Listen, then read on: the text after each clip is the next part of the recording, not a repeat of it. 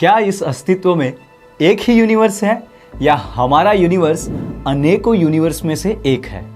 Physics के अलग अलग एरिया में मल्टीवर्स का कॉन्सेप्ट अराइज होता है और मॉडर्न साइंस को 21st सेंचुरी में मल्टीवर्स को सपोर्ट करते हुए कुछ सॉलिड एविडेंसेस भी मिले हैं। आज के इस वीडियो में हम देखेंगे कि कैसे classical physics, quantum physics, observational evidences और वैदिक मंत्रास मल्टीवर्स रियल होने के सॉलिड प्रूफ दे रहे हैं।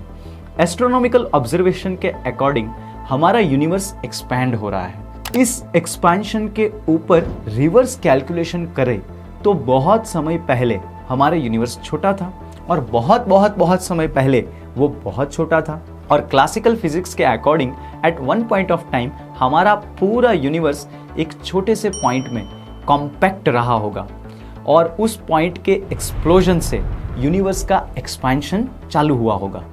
अब फिजिसिस्ट कहते हैं कि उस एक्सप्लोजन के इमीडिएटली बाद फ्रैक्शंस ऑफ सेकंड में यूनिवर्स की size 10 to the power 26 times grow हुई। इस रैपिड एक्सपेंशन को साइंटिस्ट कॉस्मिक इन्फ्लेशन कहते हैं और कॉस्मिक इन्फ्लेशन के बाद यूनिवर्स स्टेबल होने लगा और उसमें फिजिक्स के सारे लॉज एस्टैब्लिश होने लगे। ये स्टोरी अपने आप में परफेक्ट है, तो फिर इसमें मल्टीवर्स कहां से आया?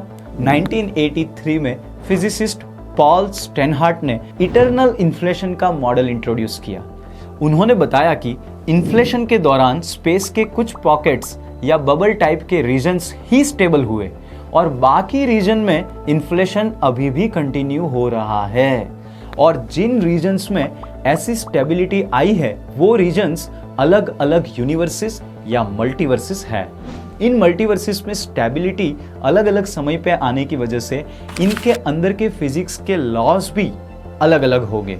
1957 में फिजिसिस्ट हफ एवरेट ने प्रपोज किया कि at quantum level every outcome of an event is equally real but in different worlds which do not interact with each other.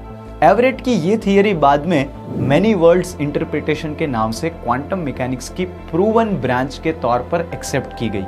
Many world interpretation के अनुसार जब सिंगुलैरिटी पॉइंट एक्सप्लोड हुआ तब singularity में हुए क्वांटम फ्लक्चुएशन की वजह से इनफाइनाइट पॉसिबल यूनिवर्सेस फॉर्म होने चाहिए थे। इन दो थियरीज में हमने मल्टीवर्स को क्लासिकल और क्वांटम फिजिक्स के अकॉर्डिंग थियोरेटिकली समझा। अब बात करते हैं एविडेंसेस की।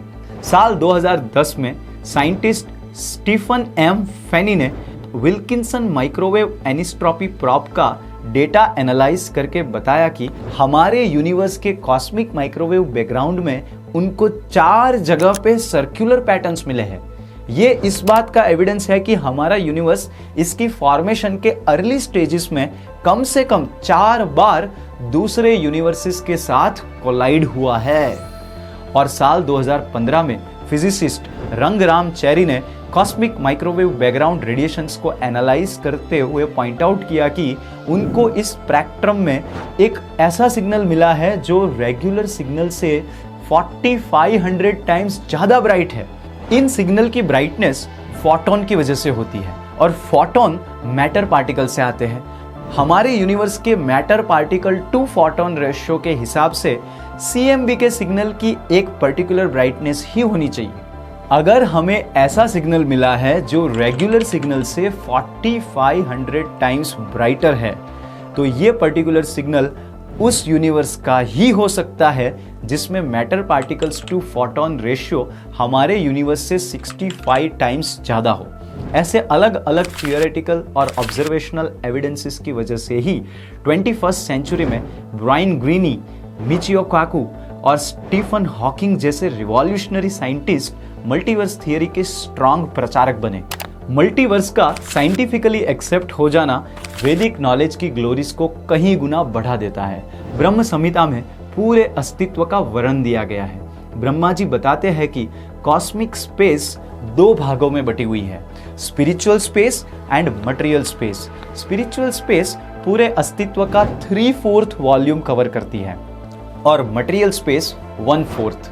स्पिरिचुअल स्पेस में इनफाइनाइट प्लैनेट्स हैं जो वैकुंठ कहलाते हैं। इन इनफाइनाइट वैकुंठों के सेंटर में एक ऐसा वैकुंठ है जिसका नाम है गोलोक वृंदावन और भगवान श्री कृष्ण इस गोलोक वृंदावन पे इटरनली रिसाइड करते हैं। स्पिरिचुअल स्पेस और उसके अंदर के ये इनफाइनाइट वैकुंठा प्लैनेट्स भगवान श्री कृष्ण की योग माया एनर्जी से बने हुए हैं। ये योग माया एनर्जी 3 सब एनर्जी से बनी है, संविद, संधिनी और हलादिनी और सत चित आनंदा। दूसरी तरफ मटेरियल स्पेस भगवान श्री कृष्ण की महामाया एनर्जी या मैटर एनर्जी से बनी है। ये महामाया एनर्जी 3 सब एनर्जी या 3 गुणों से बनी है, सत्व, रजस और तमस। जिस तरह स्पिरिचुअल स्पेस में इनफाइनाइट वैकुंठ है, उसी तरह मटेरियल स्पेस में इनफाइनाइट यूनिवर्सेस है। ब्रह्मा जी कहते हैं, एकोप यसौ रचयितम जगदंड कोटिम यच्चक्तिरस्ति जगदंड चया यदंतः। ये इनफाइनाइट यूनिवर्सेस अंडे के शेप के हैं और ये सारे यूनिवर्स भगवान महाविष्णु के श्वास छोड़ने पर उनके बॉडीली पोर्स में से उत्पन्न होते हैं। ये सारे यूनिवर्सेस ब्रह्मा जी के 100 साल यानी हमारे 311 ट्रिलियन 40 बिलियन साल तक अस्तित्व में रहते हैं और बाद में वे वापस भगवान महाविष्णु के बॉडीली पोर्स में जाकर समेट जाते हैं। भगवान महाविष्णु का इनहेलिंग और एक्सहेलिंग इटरनली चलता रहता है, यानी इनफाइनाइट यूनिवर्सेस का क्रिएशन, मेंटेनेंस और डिस्ट्रक्शंस इटरनली साइक्लिक वे में चलता रहता है। इन यूनिवर्स की अंदरूनी डिटेल्स हम हमारे फ्यूचर वीडियोस में डिस्कस करेंगे। Thank you very much. Hare Krishna. अगर हमारा ये वीडियो आपको पसंद आया है तो इसे अपने साइंटिस्ट दोस्तों के साथ शेयर करें और कमेंट में कुछ साइंटिफिक क्वेश्चंस जरूर पूछें। Thank you very much. Hare Krishna.